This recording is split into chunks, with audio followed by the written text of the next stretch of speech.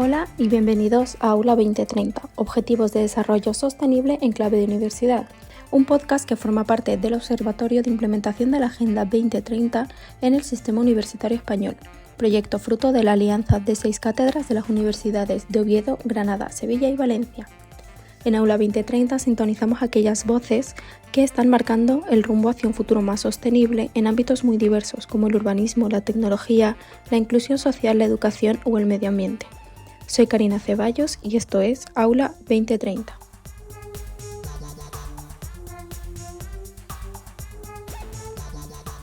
La calle se tiene que transformar y a lo mejor no tiene que haber tantos coches en las calles y a lo mejor tiene que haber aceras más grandes, espacios más de sombra, zonas estanciales para que la gente pueda ir caminando, ir descansando y muchas cosas que al final lo que hay que hacer es transformar la ciudad y ese es el reto,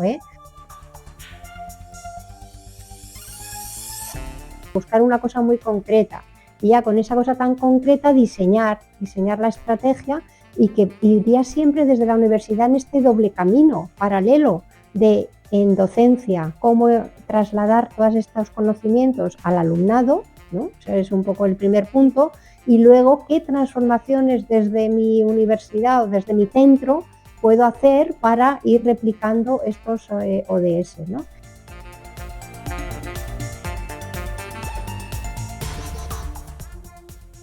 Hoy me acompaña Esther Higueras, arquitecta urbanista, profesora en la Universidad Politécnica de Madrid e investigadora especializada en urbanismo bioclimático, planificación ambiental y diseño de espacios públicos para promover la salud.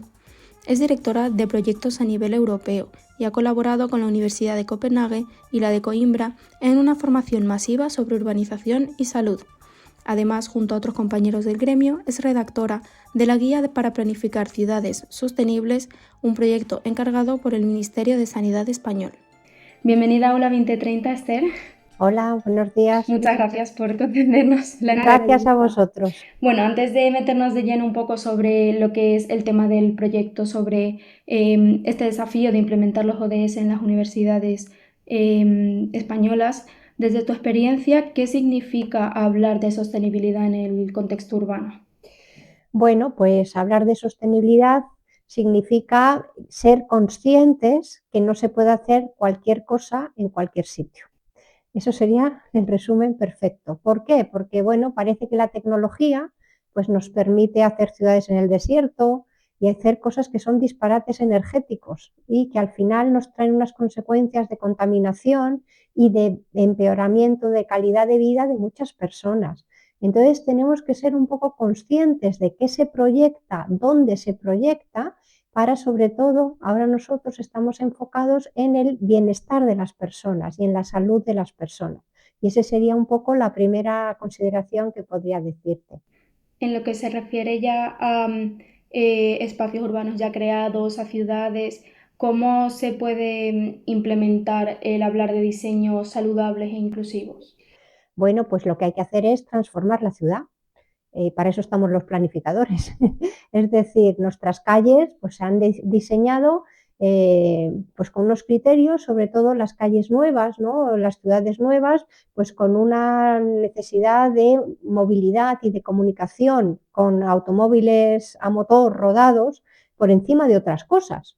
Y ahora nos estamos planteando si eso es lo mejor. Entonces la calle se tiene que transformar y a lo mejor no tiene que haber tantos coches en las calles y a lo mejor tiene que haber aceras más grandes, espacios más de sombra, zonas estanciales para que la gente pueda ir caminando, ir descansando y muchas cosas que al final lo que hay que hacer es transformar la ciudad y ese es el reto, ¿eh? No pensemos que nos vamos a inventar así como una ciudad sostenible de la noche a la mañana, no. Tenemos que transformar las ciudades donde vivimos. Hay un ambiente un poco distendido y un poco, digamos, hostil en lo que se refiere cuando se habla al tema de lo verde, lo eco. En el campo de la sostenibilidad, ¿hay algún nivel o algún tipo de preocupación por eso de que se habla mucho de que no, los objetivos no se van a cumplir o esto es todo una moda, por así decirlo? No, además hay que ser consciente que estos objetivos son legislación internacional de obligado cumplimiento. O sea, que no es como un invento y una novedad o un deseo así como utópico, no, es que es algo que tenemos necesariamente que hacer. Lo que pasa es que son generalistas y o sea, están en una escala de nivel de consenso internacional que es muy valioso, pero todo eso ahora hay como que aterrizarlo a todos los campos y desde luego en el urbanismo tenemos mucho que hacer, porque no solo es el objetivo 11, que es ciudades saludables, perdón, ciudades sostenibles, ¿no? Que es en el que encaja el urbanismo 100%, es que también el urbanismo encaja en el bienestar y salud, que es el objetivo 3, también encaja con el de 13, que es el del cambio climático, encaja con el 15, que es el de biodiversidad, e incluso transversalmente o indirectamente también tenemos mucho que decir en otros. O sea que lo que ahora tenemos que hacer nosotros desde la academia, desde profesionalmente, etcétera, es todas estas cosas generales que nos dicen los objetivos, irlas materializando en planes, acciones, estrategias, normativas, etcétera, etcétera.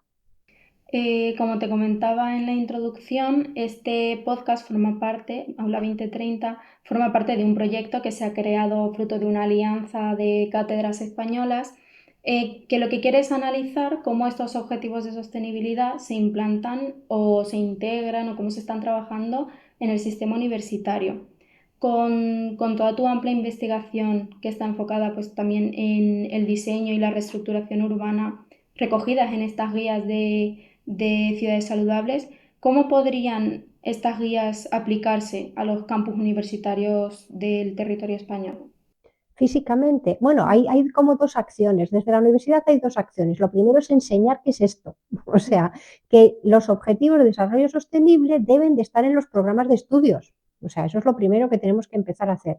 Nosotros ya lo estamos haciendo en nuestras asignaturas de fundamentos de grado de graduado en arquitectura y en los másteres habilitantes tenemos los ODS y tenemos, los explicamos, los entendemos, hacemos un poco el proyecto que cumpla determinados ODS, en fin, les enseñas al alumno lo que es esto. O sea, eso es la primera labor de la universidad que tenemos que hacer, ¿no? Enseñar, conocer y transmitir al alumnado qué es esto. Y luego lo segundo sería físicamente. O sea, ¿pueden nuestras universidades, nuestros campos universitarios tener estos ODS y cumplir algunos de ellos? Pues claro que sí. O sea, lo que tenemos que hacer es un plan de acción, coger cada ODS, que es un objetivo estratégico general de muchas cosas, y bueno, pues aterrizarlo, concretarlo, diseñarlo, pues para nuestras calles dentro del campus, nuestras actividades dentro del campus, o sea, un montón de cosas se me ocurren. O sea, lo que habría que hacer es hacer un campus sostenible o campus saludable. Ese sería un objetivo estupendo para pasar de estas ideas y empezar un poco también a dar ejemplo, empezar desde la universidad a dar ejemplo, ¿cómo se puede hacer esto? Y en cualquier colectivo podría tomar luego esto como una réplica y poder hacerlo también. Barrios sostenibles, comunidades sostenibles, pueblos sostenibles, pues un poco todo. Claro, es un plan que se va ampliando, que no es solo en las universidades, es solo un espacio, ¿no? de la ciudad y del mundo, por así decirlo, pero todo se puede aplicar.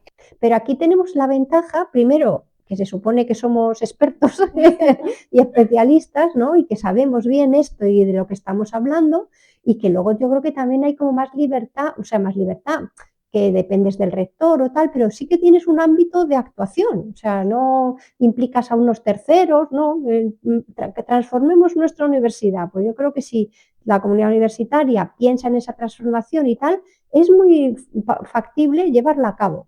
Y si es posible llevarla a cabo, pues ya ser como luego más fácilmente replicable, ¿no? Ese sería un poco el objetivo. Sí, y eso nace de esa primera línea que comentas, ¿no? A lo mejor que la mentalidad de ver los objetivos como algo viable, que se integre, ¿no? Que se naturalice, que los alumnos y los docentes, los investigadores y el equipo de administración lo vean como algo natural que sale y no como un solo algo inalcanzable. Claro, hombre, es verdad que luego hay como carreras y carreras, asignaturas y asignaturas, hay algunas que es que encajan completamente. Aquí en fundamentos, pues claro, en construcción, todo lo que es hablar de la economía circular y el ciclo de vida, pues es que es evidente que estás explicando materiales de construcción, pues tendrás que explicar lo que es un ciclo de vida. En urbanismo también, y a lo mejor hay otras, como yo que sé, historia de la arquitectura, que a lo mejor no tiene tanto que ver con los ODS, pero es que en su conjunto, si lo piensas así un poco con todo, pues sí que todos podemos como hacer un esfuerzo de convergencia y ese sería un poco lo que tenemos que hacer desde la universidad. Sí, además que se suele, por lo menos, por ejemplo, yo he estudiado periodismo y lo que es las asignaturas o la materia que se da de sostenibilidad o de medio ambiente o demás, van como algo aparte. Es como uno, si te interesa, si llega a interesarte, ahí lo tienes, pero a lo mejor no está tan integrado dentro de cada espacio y... Eso es un error. Eso es un error, porque en el fondo es que todo está íntimamente relacionado, unas cosas influyen en otras y hay que entender, bueno, claro, es más difícil explicar y en transversal que en sectorial, pero bueno, igual hay que empezar en sectorial para transmitir unos conocimientos básicos, pero la universidad tiene que hacer ese esfuerzo de transversalidad, interdisciplinaridad, tanto que decimos, es que lo tenemos que hacer de verdad. Dentro de las guías sostenibles y viendo un poco cómo la sociedad ya es más consciente de, por ejemplo, neurodivergencias o distintas características de las personalidades, ¿cómo de viable es que, por ejemplo, hablando de la universidad, se tenga más en cuenta a las personas, por ejemplo, con autismo, que creo que hay parte de tu trabajo que está enfocado en el diseño urbano para personas con autismo? Pues es también muy necesario, porque claro, estamos siempre, bueno, simplificando la realidad y pensar que tenemos una persona y no tenemos, no diseñamos para una persona, diseñamos para un conjunto de personas muy diversas, y unas tienen unas discapacidades, otras tienen otras, otras envejecen, y entonces, pues bueno, cada sector y cada tal necesita conocer sus condicionantes para adaptar todo a esas necesidades. Sí que hay como ahora otra concienciación, ¿no? Y hay más sensibilidad. Yo tengo muchos alumnos, ¿no? Que son disléxicos o que tienen algún pequeño trastorno de tal, te lo comentan, tal, intentas, bueno, pues incluso hemos tenido alumnos sordos en el máster, en fin, que buscas las herramientas, pero es que eso tiene que ser ya como una cosa más habitual, más general, decir, no, pues es, y en el fondo es intentar que nadie, porque todos podemos tener unas dificultades u otras, entonces entender esa diversidad de las personas. Y entonces, pues de eso se trata, de que al final el alumno viene, quiere aprender e incluso, pues mira, esta alumna sorda que tuvimos, su objetivo era hacerse planificadora para resolver los problemas que ella en primera persona tenía en la ciudad y resolver eso a su colectivo. Y claro, pues es extraordinariamente interesante formar a personas que tienen un poco pues, un determinado, una circunstancia que es más sensible y que luego puede aportar para resolver a otras Claro, o sea, personas. un poco el punto de que haya más accesibilidad es también que las propias, en primera persona, los que han sufrido esas como limitaciones del entorno que no se les ha permitido o que simplemente parece que no existen, es un punto de vista que otras personas que no han tenido esa vivencia no van a Exacto, tener en cuenta. exacto. Yo creo que esta idea realmente es interesantísima. Y luego también, claro, en el campus universitario, pues dices, aquí somos todos jóvenes, tal, bueno, pero también los profesores a veces somos mayores y a lo mejor el señor que viene a repartir tiene tal, o sea, que decir, es que el campus no solo son chicos de 20 y 30 años, es que tenemos también un colectivo que si es accesible, no hay escalones, todo está verde, bueno, pues es que vamos a estar todos beneficiados, no solo las personas mayores o los que vengan a repartir, no, si el campus es verde, es accesible, se puede ir caminando un montón de cosas, hay más actividades transversales, bueno, pues es que eso beneficia a todos. Y esa es un poco la idea de que hay que pensar en la especificidad de los que tienen más condicionantes para que una vez que el diseño cumpla con eso, pues a todos les beneficia. Sí, porque el hecho de que se amplíe para otras personas no elimina Eso, las posibilidades de otros, simplemente es como ampliar el abanico. exacto. Hay el otro ámbito en el que es importante, que es de la universidad, que es la investigación, tener recursos, ¿cuáles dirías que son las barreras que dentro de la investigación o las universidades en general enfrentan para investigar o para integrar el tema de la sostenibilidad o la información? Bueno, yo creo que la principal barrera es la carga de gestión de documentos, convocatorias. Es una pesadilla, o sea, en una palabra. Entonces, claro, quieres investigar y tal, pero yo soy profesora, investigadora, pero yo no soy gestora de proyectos europeos. Y cuando yo hago una convocatoria a un proyecto europeo, es que es un quebradero de cabeza, me tengo que apoyar en otros, tengo que tal, y me piden y me exigen cosas. Entonces, no es tanto, fíjate, yo creo que no haya fondos, que siempre decimos, no hay fondos para la investigación. Yo no creo que no haya fondos. Ahora sí que hay fondos regionales, fondos nacionales, fondos europeos, porque yo he tenido la posibilidad y la suerte de haber ganado 2 competiciones europeas bueno, pues, pero que ha supuesto un esfuerzo de cosas que yo no conocía para nada y meterte en esa dinámica de primero ser capaz de competir con otros, pero luego una vez que te dan la ayuda, ser capaz de gestionarla bien, cumplir todos los plazos. De verdad te digo que necesitas una ayuda, ¿eh? Y el profesor ahí, yo creo que, bueno, al final te vas cargando con cosas que, bueno, pero ahí necesitábamos expertos, gestores expertos, o sea, igual que hay expertos para todo, pues experto en gestión de proyectos y de investigación. Entonces yo creo que ese es el mayor hándicap, porque bueno, pues si hubiera más becas mejor, si hubiera tal, pero es verdad que ahora hay varias posibilidades, pero el problema está en cómo preparar todos esos papeles y luego cómo justificar toda la ayuda, que igual eso también tendría que recaer, no sé, en las propias universidades, en órganos de gestión, no sé, no sé. Que haya un órgano específico que quite todo ese dolor de cabeza que al final los investigadores queréis ir a vuestra investigación, que es vuestro foco, Exacto. y no papeleo, que suele ser lo más lioso.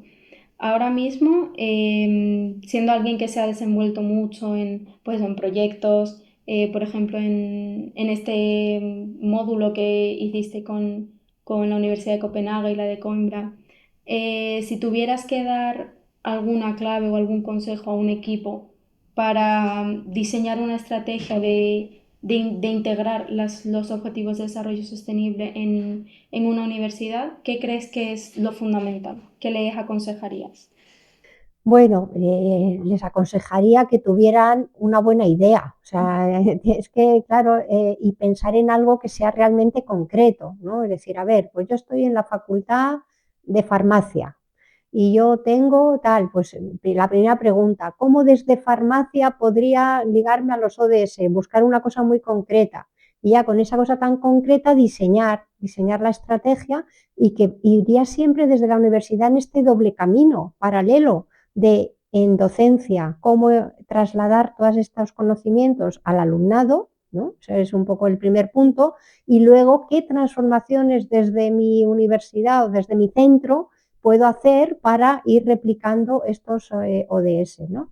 Y un poco ese sería un poco trabajar siempre en paralelo con los alumnos y sobre todo, fíjate, yo me iría a los alumnos de grado, porque parece que luego esto de los ODS, la investigación, está ya al final de la carrera o del camino, pero es que donde tenemos realmente todos los alumnos es en el grado, y esto hay que plantar la semilla, es que hay que plantar la semilla en el grado, y en el grado hay que explicar esto bien, hay estas cosas, y luego, pues claro, ya desde ahí poder tirar hacia el posgrado, la investigación, la colaboración también internacional, no podemos ir solo a lo mejor tu departamento o tu escuela sola, ¿no? Tienes que hacer alianzas, pero ahí sí que hay muchas posibilidades eso también sería un buen consejo, buscar alianzas nacionales e internacionales, que hay muchos institutos y muchos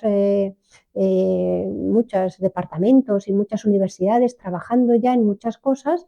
Que al final todos tenemos como los mismos objetivos, sí, también, ¿no? Entonces, en este proyecto que mencionas, la Universidad de Copenhague y la de Coimbra, sobre todo en Coimbra nos impresionó, porque es que tenía, y la de Newcastle, que también hemos conocido un poquito a fondo, pues es que claro, son universidades que ya llevan un camino de años que van por delante de ti y que al final tú aprendes claro, y avanzas mucho más de un poco cogiendo esa estela. También os quitáis, a lo mejor colaboráis, os quitáis un peso de una cosa porque lo aporta otra universidad. Sí. También pasa mucho con los alumnos, que se infravalora a lo mejor un poco el cómo puede llegar a trabajar un grupo de alumnos y llegar a lo que dices, a ese final del camino, que es la investigación en verdad es constante. Sí, pero yo creo que hay que empezar en el grado, ¿eh? O sea, el primer consejo es en grado, en docencia, colaboración internacional y bueno, pues buscar aterrizar los ODS y no ser demasiado ambicioso. Dice, bueno, pues a lo mejor yo solo con el ODS 7 o con el 4 o con el 5, bueno, pues coges uno a fondo. Y luego otra cosa que yo he visto también y que la gente no conoce mucho es que, claro, nos quedamos solo el marketing del ODS con la cajita y la primera meta. Pero es que luego hay muchas, o sea, tú abres la caja y te encuentras muchas metas mucho más concretas que hay que estudiar a fondo. Y entonces ahí ya encuentras otras posibilidades de interacción. Claro, por algo son 17, que es todo lo que dices transversal y no podemos quedarnos en una. Se unen, se ayudan entre otras. Pues muchas gracias por compartir un poco así tu conocimiento, tu visión. Hasta aquí sería este episodio de Aula 2030. Gracias por la entrevista y por todo tu compromiso, ¿no? Por esto de construir un futuro más sostenible, un presente también, porque al final ya habéis hecho mucho trabajo. Y seguiremos trabajando desde el observatorio y nos reencontramos muy pronto con nuevos temas, con nuevas ideas y más voces que nos ayuden a marcar un rumbo hacia un futuro más sostenible. Sí, muchas gracias. Gracias a vosotros. Gracias. Aula 2030, Objetivos de Desarrollo Sostenible en clave de universidad. Un podcast del Observatorio de Implementación de la Agenda 2030 en el Sistema Universitario Español. Dirección: Magdalena Trillo y Montserrat Zamorano, investigadoras de la Universidad de Granada, integrantes del Observatorio y responsables del equipo de comunicación. Edición y voz de Karina Ceballos.